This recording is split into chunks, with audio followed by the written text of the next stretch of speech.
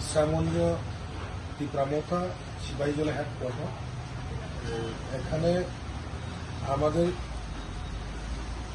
বাঙালি ভাই বোনরা পূর্বাগ্রা আদর্শ এবং নীতি এবং পরামর্শ আগামী দিনে যে ভবিষ্যৎ এটা দেখে আজকে প্রায় 4 ফ্যামিলি 28 ভোটার 5 ফ্যামিলি 28 ভোটার আজকে টিপ্রামথাতে জয়েন করেছেন।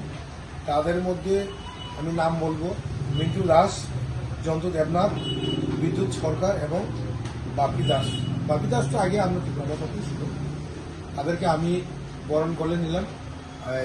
আগামী দিনে তাদের সঙ্গে আমরা কাজ করে